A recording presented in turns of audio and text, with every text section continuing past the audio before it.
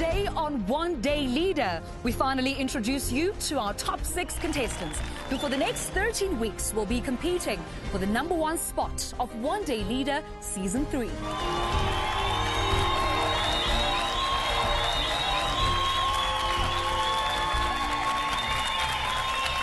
Hello South Africa and welcome to One Day Leader Season 3. My name is Tshwanelo and today we have all the excitement that you have known for the past 2 seasons, and now we bring you all new contestants to the show. But tonight we're exploring the journey of a leader and the role that we as Africans can play in solving our own issues as a continent. And you at home can keep interacting with us via our Facebook page. It is One Day Leader SA, or alternatively you can go to our Twitter account, which is at One Day Leader and hashtag One Day Leader SA. And don't forget, we have a new SMS line, which is 34020. But I'll give you all the details on that a little bit later on. Well, tonight we are proud to announce that we invited the top 20 to come over to Johannesburg so that they can experience the pre-process of being selected as One Day Leader for Season 3. And let's take a look.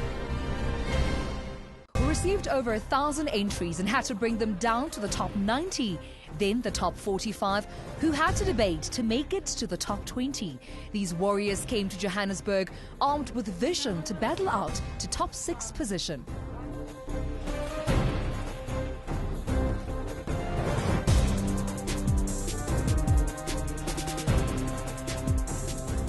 In order for young people to lead, we need to bridge the generational gap. Each and every individual, each and every person has the capacity, if they're very much determined, if they're very much ambitious, and if they have the goal, they have it within them to become a leader.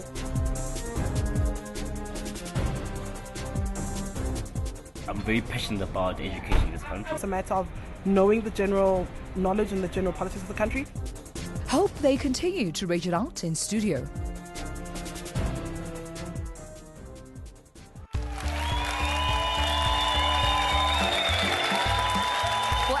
See, the audience is very excited to meet the top 6. But before we get to the top 6 leaders, who will be ensuring that the contestants meet our 6 pillars for the next 13 weeks? Let's meet our judges.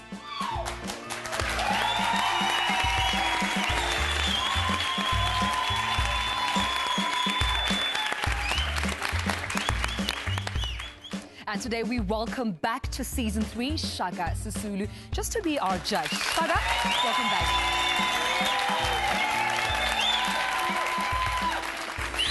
We see you rocking the long road to Season 3 hairstyle right there. Welcome back. Welcome to you, Tshwanelo. Thank you. Lovely to be with you. Thank you. And what exactly are you looking for in Season 3? Oh, man, I mean, in the past 2 seasons, we've had it all. We've had dynamism. We've had really incredibly smart, really grounded contestants, right? I mean, we've also had a lot of drama, a lot of behind-the-scenes drama. You'll attest to that. And I think this year, out of all these great TV moments, what I'd really like to see is some simplicity. Alrighty then, Shaka Sisulu. Tshwanelo. All right, that was Shaka Sisulu, our first judge.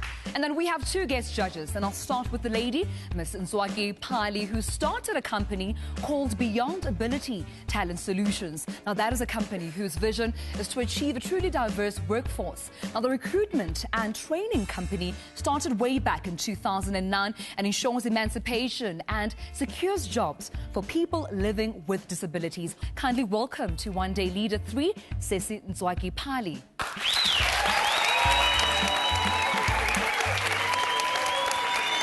Now, Nzwaki, you started a company which secures jobs for people living with disabilities. Why did you decide to take on that venture? Well, thank you so much for having me. This vision was born out of a major social need, and that is to truly diversify our workforces and most importantly, economically emancipate people with disabilities. Thank you so much, Nzwaki. That is one of our guest judges. But our other judge is no stranger to all of you. I mean, you voted for him. He is the winner of One Day Leader Season 2, Ndumiso Khadebe. And I'm sure he's still enjoying himself and being the winner of the previous season. Ndumiso.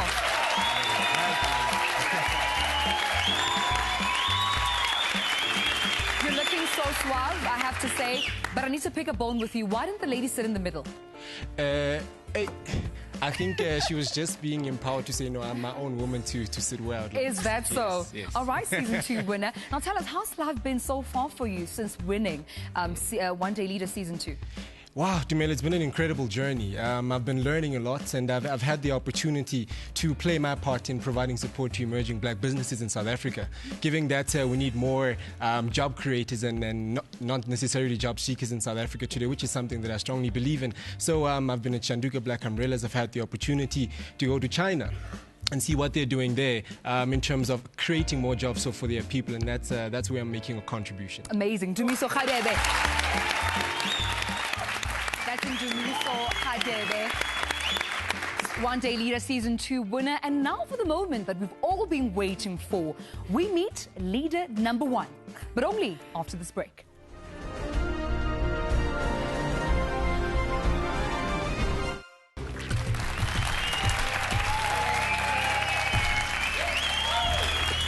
Welcome back to One Day Leader Season 3, and now, for the moment we've all been waiting for, let's meet leader number 1, and her name is Tshwanelo Fokazi.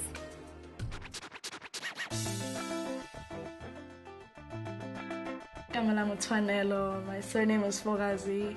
I'm 21. I come from the East Rand. I'm representing Springs, I guess you could say that. I live with my family, my mom. She's a widow. And my baby brother, he's 4 years old, he's so funny. And my little sister, she's in matric. So yeah, we are a happy family. We support each other, we're very loving, we're a Christian family, we pray together, so we stay together. Growing up, it wasn't easy, definitely. I was one of those kids who was definitely teased a lot in school, but that made my confidence so much stronger. That's why I am the way I am. Back then, I was actually told I was like the ugliest girl in the grade. Imagine, I was teased for a very long time about that. Teachers would tell me that I'm stupid, so that's why now I work very hard at school, and I get great marks because I guess I wanted to prove those people wrong. The 5 qualities of a leader, a good leader. There's different kinds of leadership, there's bad, there's good. Of a good leader would definitely be to serve, a servant, first and foremost. Someone with a vision, secondly. Thirdly, a good leader is someone with a level of authority. You can't be a leader, but you're kind of like submissive to your people, You need to have authority, but authority, because maybe some people think it's a bad thing, but authority and power aren't always bad things, You need to have authority. The third quality of a leader, I'd say, is selflessness. Don't make it about yourself, You're leading so you can take people to a better place, align them to their destinies and things like that. The fifth quality of a leader would be a warm heart, according to me. You're working with people, not objects, and people go through things, they're not always going to be perfect, and if someone you're dealing with is not perfect, you can't now kill them over it, so yeah. And now she gets the object of her desire, the envelope that will change her life.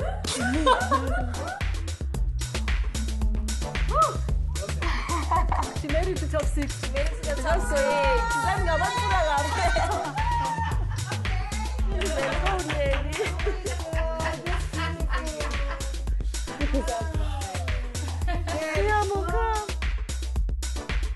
Today we're here to see how young people in South Africa are often engage. Besides things like colonial culture, there's a different side of South Africa, us inspiring one another, encouraging one another. And I'm one of the speakers today. I'm going to inspire my peers, tell them about my story of how I started and where I am today and how they can also definitely get there.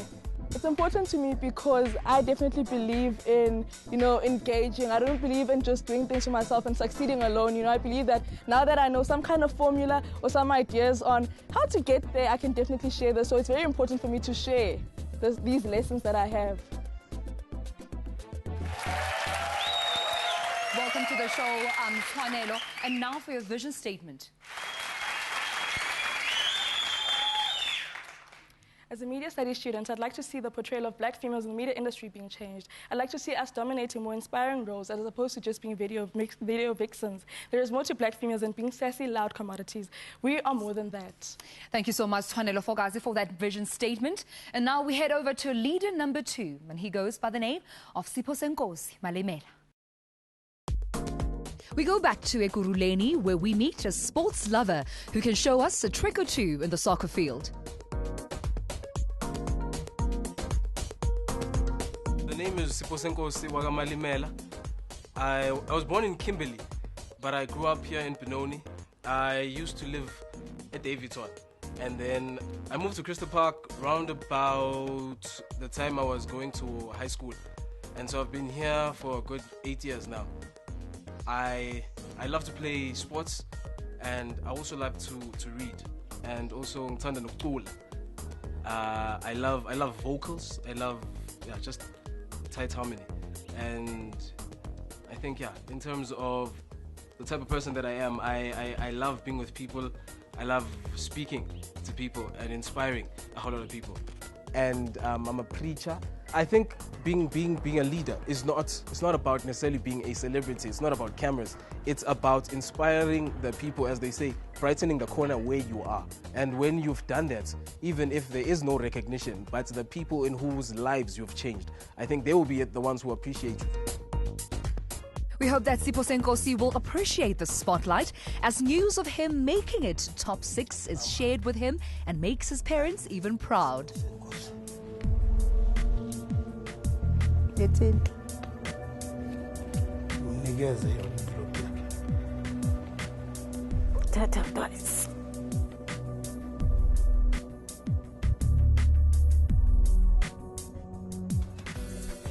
Wow. Wow. Yeah, that's it. Wow. Good. Siphosenkosi.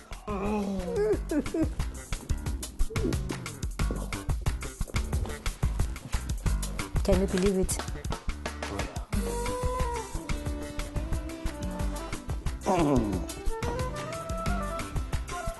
Good.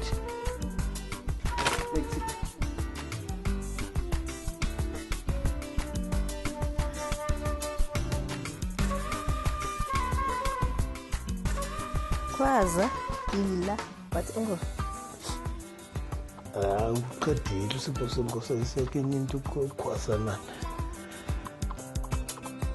Umsebenzi lefana. And it turns out that there's more to this young man and his contribution to his community. We're here in Alberton, and we're here at a children's home. We're here to play with the kids. This is a place for children who have been abandoned, and some of them have run away from home. And this is a place where they actually stay. So silana sizodlala nabo, sizoba encourage, sizo just help them along. All right, Siphosenkosi, kindly unpack your vision statement. I believe that this country needs to be a country of thinkers and not mere reflectors of other men's thoughts. We need to be a country where excellence is something that is expected and not just a random occurrence. We also need to give people a platform to be able to showcase what they can do and give them a chance to shine. This is South Africa. Thank you so much. Thank you, Siphosenkosi. And now we meet leader number 3, all the way from the Eastern Cape. Let's meet Matasha, Mazomba.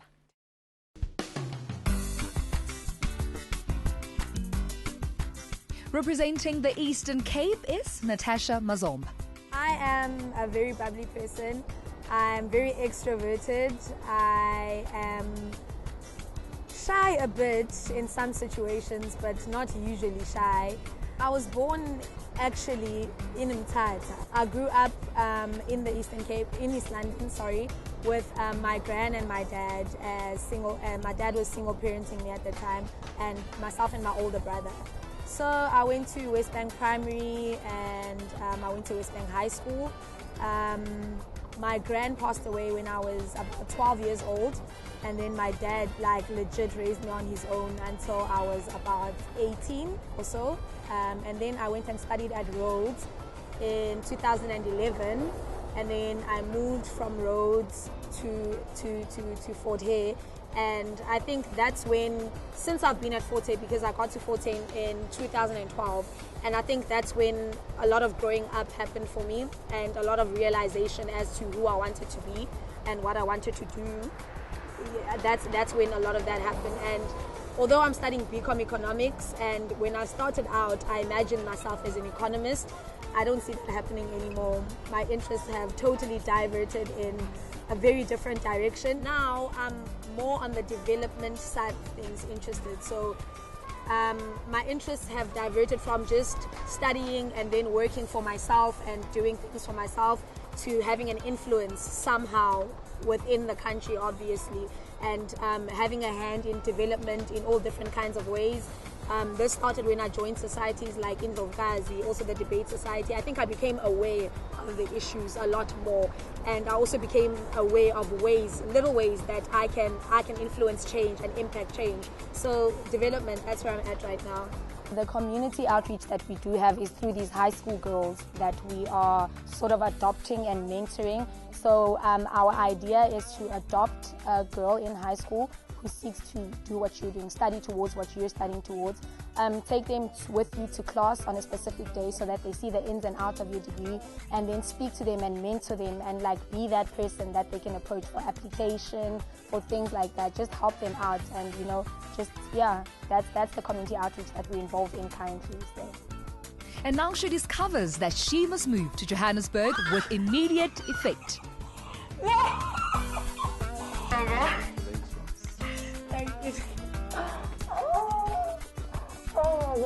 I'm very excited. I can't stop laughing because I'm excited. Oh my gosh. Thank you so much, Matasha. Kindly unpack your vision statement. My vision is not of a South Africa that hopes for a brighter future. My vision instead is of a South Africa in which the citizens actively move in unison towards a familiar goal, a goal that all the citizens share, which is a brighter future for all. Thank you so much, Matasha. Thank you. Now, that was Matasha all the way from the Eastern Cape. Well, now, who else is in the top 6? And we find out when we return.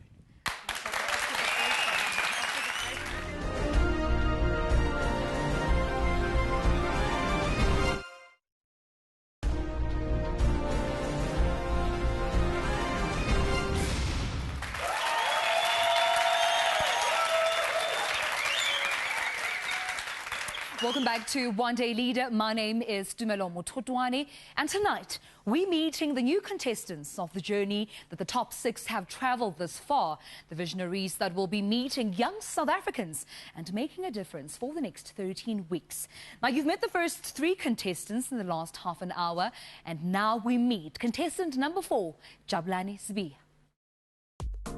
I am a 20-year-old who's interested in the betterment of youth development and who's motivated by the everyday lives of South Africans. I'm passionate about change. I think change is what needs to be done, action-based. I was born here in Johannesburg. I was born at Park Lane Clinic, and I actually grew up, I've never moved in my life. I was about 5 years old when I started, going to pre-primary school, interacting with all my friends of different races. High school was probably the best 5 years of my life.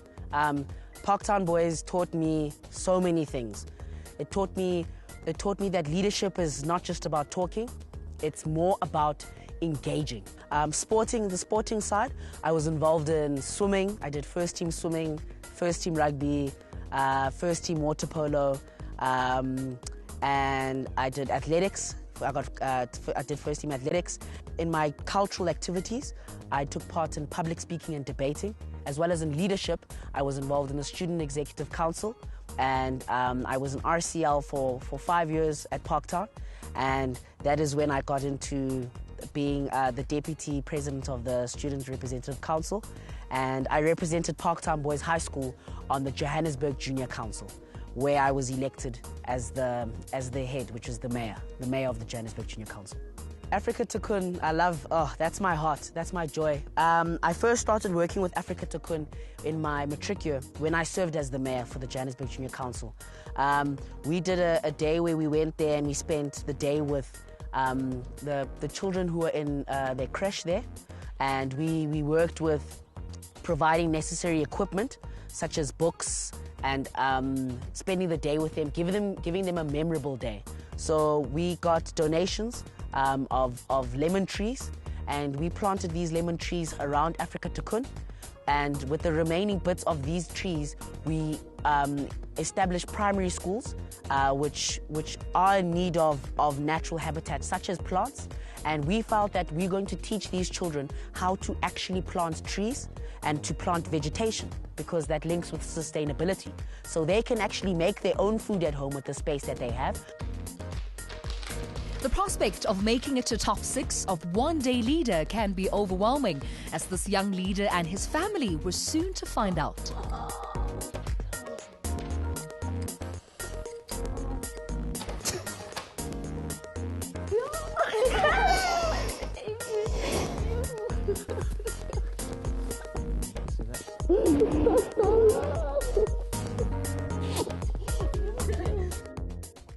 All right, you seem excited, but kindly just unpack your vision statement for us.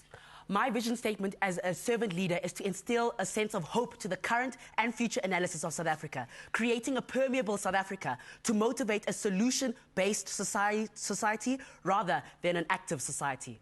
Thank you so much, Jabulani, for that vision statement. And now we move on to our leader number 5. Her name is Samantha Beynon.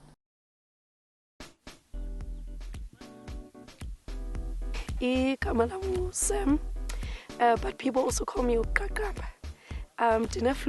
So if voice is not that great at the moment, but I study at NMMU.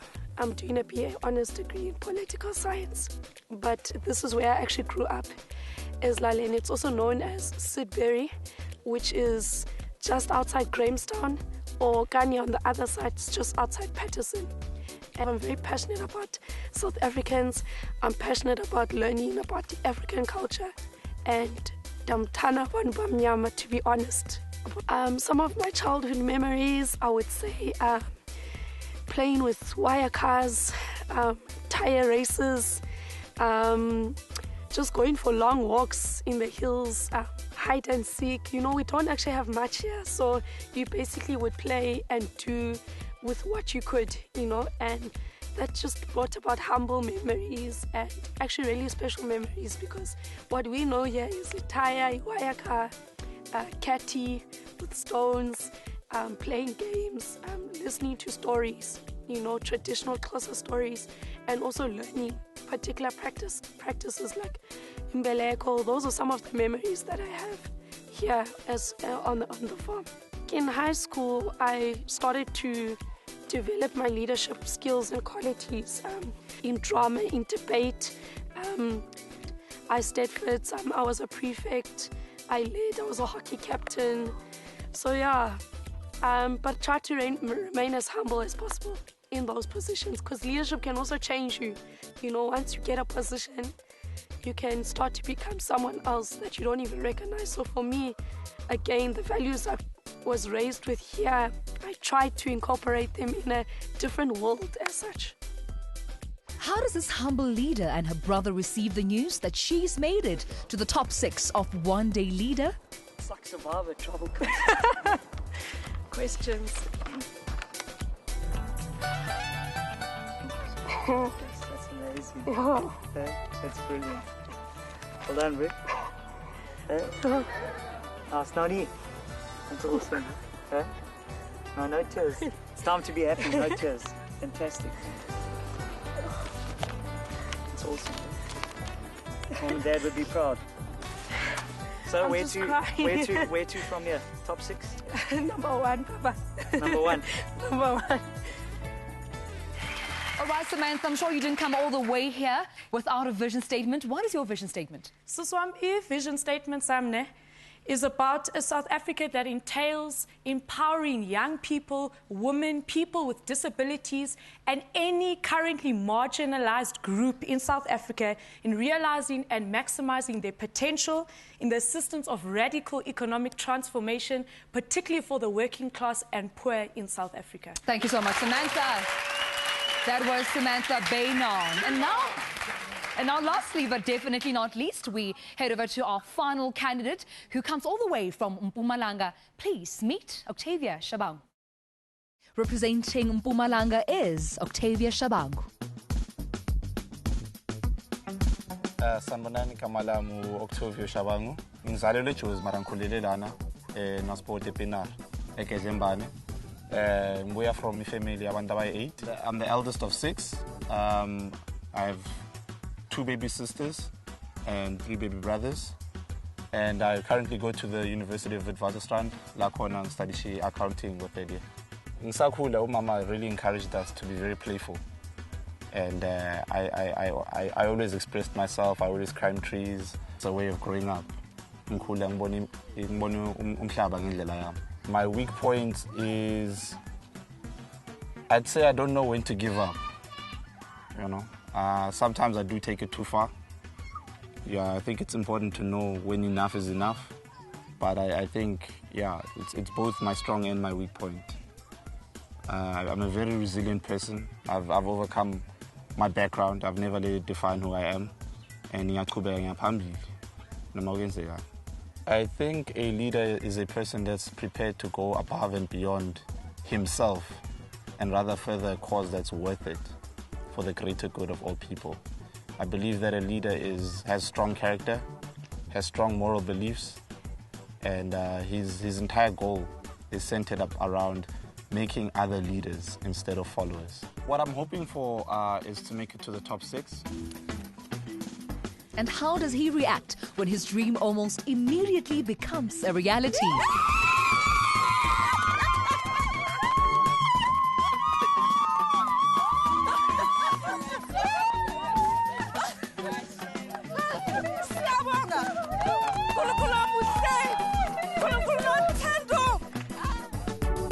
I joined Enke in 2011,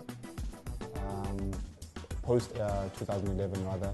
I was in my second year. I was in my second year of varsity, and I was looking to do a new program after the last one I left in ABSA. And I wanted to do something in youth development because my passion is people, and I believe in an inspirational story. And the first thing that they actually focused on was my self-development before I could develop other youth individuals, and that was something that was really key for me and kept me just coming back. So I've been at Enke for the past 3 years on a volunteer type basis. This year, I'm a presenter. A presenter is the person that delivers the curriculum to the children in order for them to be able to understand those 3 bodies that I told you about: self, others, and context. And I currently sit on the board of directors. All right. Now please kindly unpack your vision statement for us. As my mother bathed me at 8 years old, I said to her, "Mangikhulile mama, ngizokakhela indlu enkulu." And she hugged me and said, "Funda mntanami, ukuze uzokhomba umama indlela." And from that day forward, my vision was, education is power. Thank you. Thank you, Octavia. All right, that was Octavia, Shabangu, and there you have it, South Africa, the top 6 candidates who have made it in the top 6 of the One Day Leader Season 3. Congratulations. Give them a round of applause.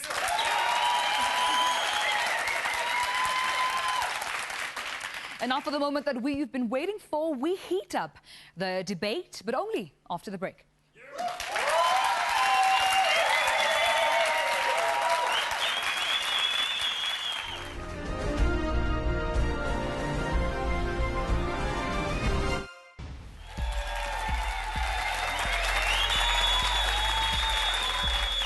Welcome back to One Day Leader. The debate topic for tonight is, how do we raise African leaders who can boldly tackle the challenges that are faced by this continent?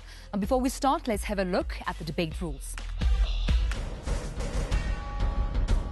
And the debate rules are 60 seconds for the vision statement, 30 seconds to challenge the vision statement, and 30 seconds to conclude. Now, contestants have heard that debate topic, and our first debate is between Jabulani and Tshwanelo. Tshwanelo, as the lady, you open up the first debate. Okay. Our continent is a hot mess. Poverty, AIDS, corruption, violent extremism, inequalities, and so much more. It's a combustible mix, and a large majority of African women do not have the freedom of expression to give their say and participate in solutions of these problems. The repression of women in our continent exacerbates all these problems. As future leaders, if we do not focus our attention on liberating the African woman, then our continent will not be what we want it to be. It is no coincidence that so many other countries where the rule of law and democracy are struggling to take place are the same places where women cannot participate as equal citizens. It is in several places, women stood on the front lines of revolution, but are now being denied their seats in parliament and village council and face a rising tide of sexual violence. I believe we can raise African leaders that tackle the problems by firstly teaching Africans that women's rights are human rights, and we cannot separate the two. It is impossible to imagine real progress in our continent's problems without addressing these needs. Because women are sidelined, although they form a big part of our population. Thank you so much, Tshwanelo, for that vision statement. Now we head over to leader number 4, Jabulani Sibiya. What is your response? 30 seconds. So, Tshwanelo, what you focused on was on women, and what we need to focus on is African leaders as a whole, because the statement states that African leaders trying to be better to tackle the challenges in South Africa, and therefore we need to permeabilize women and men as a whole, and your focus was only on women. As well as you said, you need to combine poverty and education in the same straw, and not giving me a solution on all 4 pillars that you focused on. Thank you so much, Jabulani. You have 30 seconds to respond. Jabulani, I did not say we should put poverty and education in one straw. No, but rather I said we can use education as a way of overcoming poverty. What I'd like to say to Jabulani is that I'm not focusing on women. What I'm saying is that women are often sidelined. Many of our African countries are led by men. What I'm saying is let us include women, because we cannot do this without half of the population taking part in this. Thank you so much, Tshwanelo, for that. All right, now we head over to Jabulani. Jabulani, you open this debate back to Tshwanelo. You have your 60 seconds, and they start now. With low levels of education, we need to find a platform where we can get all our African leaders onto one floor to solve the problems that are currently facing in Africa. And I'm saying we need to create community platforms where these African leaders can come forth and be challenged with these problems and looking for solution-based topics to challenge these topics that are faced, such as food insecurity being a major African problem stated by Silicon Africa that face our economy. And what we need to say is give these guys a solution-based leadership in food insecurity, for example, with vegetation. This is focusing on the sustainability of food within that environment. We need to involve the process and means of interconnectivity. My people, communication is so important with regional integration. And what I'm saying is with these platforms, we need to integrate it and have these leaders communicate the problems, solutions, and challenges. I'm focusing on the shareability of information, Tshwanelo. And what I'm saying is when we focus on these information and the transfers of information on the success of the projects that happen, the shareability of information across these platforms, we can communicate. Your time is up. Thank you so much, Tshwanelo. 30 seconds to respond. Jabulani, you focus mainly on the lack of food and so forth, but I'd like to know, with issues such as child marriage and girls' schools being destroyed, how do you tackle that? This has nothing to do with food, but has to do with girls not being allowed to go to school. Okay, it's a challenge in Africa. Thank you, Tshwanelo. And Jabulani, respond in 30 seconds. Like I said, stated by Silicon Africa, which lists the most problems that are faced in our country. That's why I said we're focusing on the regional integration with the interconnectivity, as well as focusing on the food South Africa. I'm talking about Africa as a whole. What is happening in other countries that we're not addressing that? Of the shareability of information, focusing on all boards. Thank you so much, Jabulani. All right, a round of applause. Our very first debate on Season 3 of One Day Leader. We take it to the judges. Shaka Sisulu, your comments there? Thanks very much, guys. Tshwanelo, first thing, I really struggled to make out what you're trying to say. Jabu, I think very much, just straight off the bat, the time to be combative will come. I think, as we're starting to get to know each other, let's spend more time developing what it is that we would like, what we would like to be positioning and what we'd like to be talking about. All righty then. And let's just get one more comment from Ntswaki. What are your comments on this debate? Well, for me, I guess it still goes back to what Shaga made a mention to around Tshwanelo's articulation. In the beginning, personally, I had a challenge with actually understanding her points. But at the same time, I'm also glad that, for instance, she's steadfast and she's quite comfortable with the fact that her point around the emancipation of women is the key to solving Africa's challenge. All right, Shaka, who is the winner of this round of debate? We need to confer as judges. What do you say?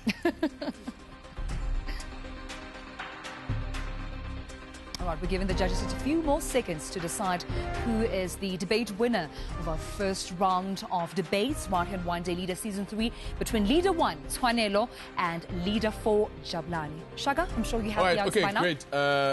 We based this on who we felt most, had a most coherent message around one core thing that could be done. We're going to give it to Tshwanelo. Congratulations. All right. Thank you so much, Shaga. We have to move on now to our next debate. And this particular one is between Samantha and Octavia. Samantha, you are leader number 5, and Octavia, you're leader number 6. Ladies first. Samantha, 60 seconds for your vision statement. Okay. We need to understand that colonialism pursued an education policy that distorted our history and discouraged our creative thinking and critical consciousness as African people. Therefore, the first thing we need to do is almost reform our education system. We need to do this because currently there is a dominance of foreign thoughts on how we should solve African problems, when in fact we as African people are best suited to solve our own problems. Foreign thoughts have almost conceptualized and almost determined how we implement African policies related to development and other policies. So we really need to look at education, and how we do that is addressing education not only at institutions of higher learning, but education and knowledge production in the broader community. And we do that by saying we need thought leadership, innovative young people from the communities. We need thought liberation, so rediscovering the... Thank you so much, Samantha. Your time is up. Octavia, you have 30 seconds to respond. Thanks, Sam. So I have a couple of questions. I just want to know, how do exactly, you were making mention to foreign thought. I want to ask you, how do we remove that foreign thought in the short term? And secondly, what I wanted to ask is, how do we measure how progressive your idea is in the future? Thank you so much, Octavia. Samantha, you have 30 seconds to respond. Thank you so much, Puti. I think the first thing is to say that we need thought liberation. In other words, we need to be psychologically free as African people, to say that we need to almost rediscover our power in the spirit of African Renaissance within communities, not only limited to people who have access to institutions of higher learning, but people in communities to say, I'm an African, I'm proud, I'm more than able and capable to solve problems faced in my own community and towards the African... Thank you so much, Samantha. Leader 5. We now head over to leader number 6, Octavia. Kindly open your vision statement. All right. The late great African leader in the form of Nelson Mandela once said that education is the most powerful weapon which can be used to change the world. I believe that in order to create African leaders, we must infuse the education with the passion for Africa to prosper. We need to develop an African pride, and people need to unite as a society driven by good. The goals that we need to achieve as a united people of Africa are peace, collective success, equality, and freedom. We need to implement leadership education into our learning systems. One form of such education is experiential learning, and it can be simply implemented by integrating it into an already existing subject, that being life orientation. Leaders are not born, they are made. And like anything else that is made, it is made through hard work and development. Thank you. Thank you so much, Octavia. You're right on spot on time. You have 30 seconds, Samantha, to challenge the vision statement. Thank you, Susu. Octavia, I'd like to know quite a couple of things. First, I'd like to know how we achieve what you are saying when our current education system possibly almost entails a Eurocentric view and approach to education. And aside from the system itself, there's almost a proliferation in our communities to say that in order for me to be empowered, be equipped, I need to have a Eurocentric mentality. I need to have a white man's mentality. So how Thank you so much, adjust Samantha. that? Octavia, you have 30 seconds to respond. Africans are not unaware of the hardships that they endure. And what educational leadership aims to do is to inspire them to stop accepting these hardships, but confront them. They must find a way, even in these environments, to develop hope. Hope for themselves, hope for our land, and hope for our future. Without any reference to race or religion, we need to try and build up our own sense of humanity and take our rightful place as leaders in the new world. Thank you. Thank you so much, Octavia. A round of applause for our second debate.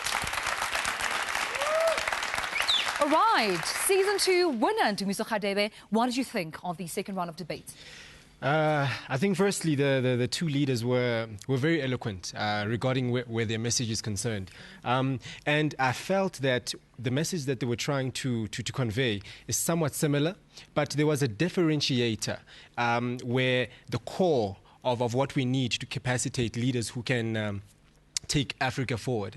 And I think Samantha spoke to that directly, in the sense of our history where colonialism is concerned, the well, she also mentioned education, and I guess the kind of views that we have adopted today based on something that is not necessarily African. And I think that's the center or the heartbeat, rather, of the debate. And Dumiso, who would you then announce as the winner of this round of debate?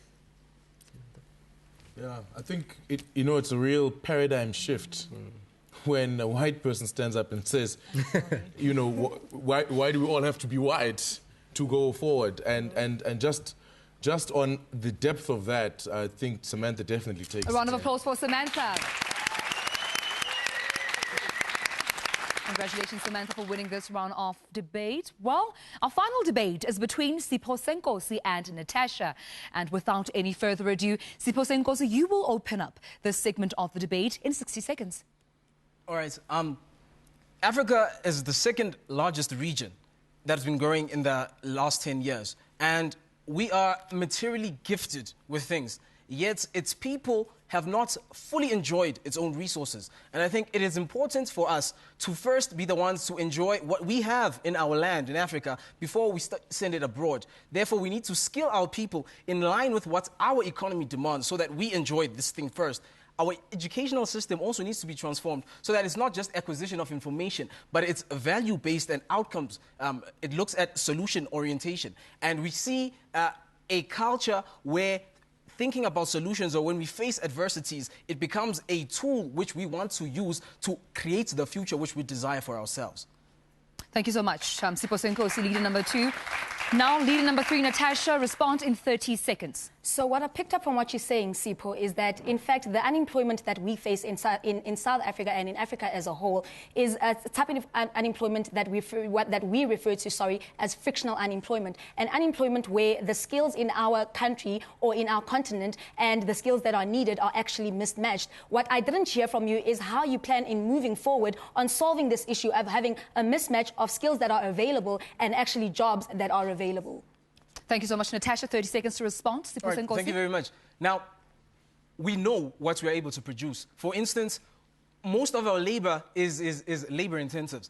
We don't have a lot of skill intensive labor. When it comes to what we require to be able to create more plants. For instance, we have coal, which we produce, we have oil, which we have in Nigeria, yet we're still having load shedding and things like that. And we don't have the capacity to start building our own power plants and things like that. So when we are able Thank you so much, Siphosenkosi. Natasha, in this segment of the debate, you open up your vision statement. Okay, so as I'm also a firm believer in the fact that leaders are produced and not born, I would say that at the fundamental levels of growth, children need to be groomed to be aware of key issues which hinder growth in Africa.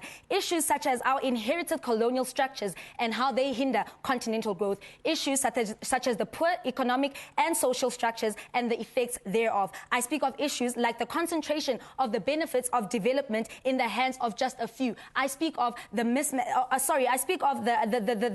the unequal wealth distribution within our continent. I speak of the external control of the development process, where we find financial institutions from abroad that have control over African economies. It is of paramount importance that we groom individuals whose hunger for development far supersedes their mandate for self-enrichment. I speak of individuals who are well aware of economic and social issues. And how do we do this? We do this by, number one... Thank you so much, Natasha. Siphosenkosi, 30 seconds to respond. All right. You listed a whole lot of things. I just need to find out, in your perception, which is the most important from what you've said, at where do we start? All right? And also give me the solutions which will be sustainable at using the resources which we have. Happy to, Sipho. I listed actually one thing, which is the grooming of children and making children aware of the issues that we face. In that, we groom leaders that are aware. How we do this is we equip young people with intellectual and scientific capacity.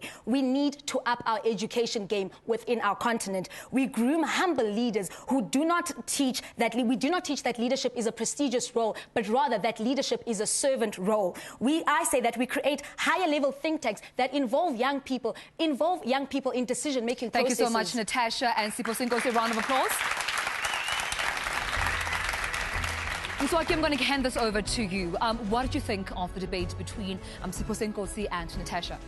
To take it to Siphe's presentation, I like the fact that you identified the key problem. At the same time, you also unpacked the solutions to the key problems that we're currently facing. But at the same time, I think given time, we would have sort of like maybe had more in terms of what type of skills do we need as a society or as a region. I think it would have been time would have done justice to your cause. Who between the two debaters did you find to be the winner of this part of the debate? I would give it to Siphe. All right, a round of applause for Siphosenkosi. And he takes the final debate, of course, on One Day Leader. And thanks to the contestants for that robust debate. But when we come back, we are finding out exactly who impressed the judges the most. Stay tuned.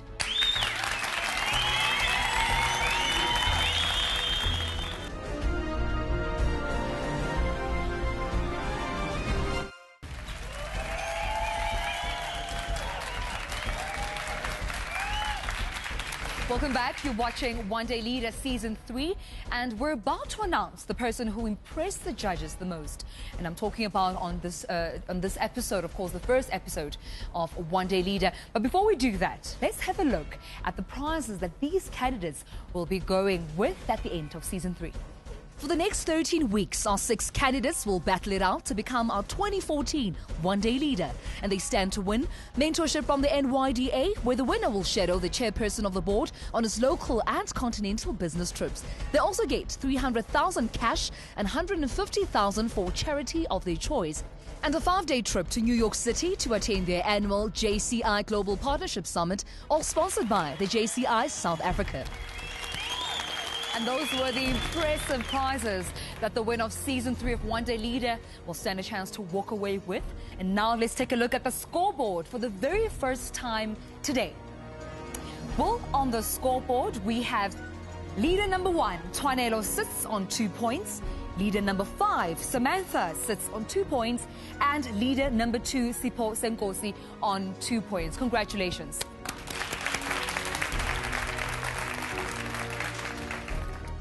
And on the next episode, we discuss employment attitude. In the words of Warren Bennis, leadership is the capacity to translate vision into reality. Will the 6 candidates be able to do that?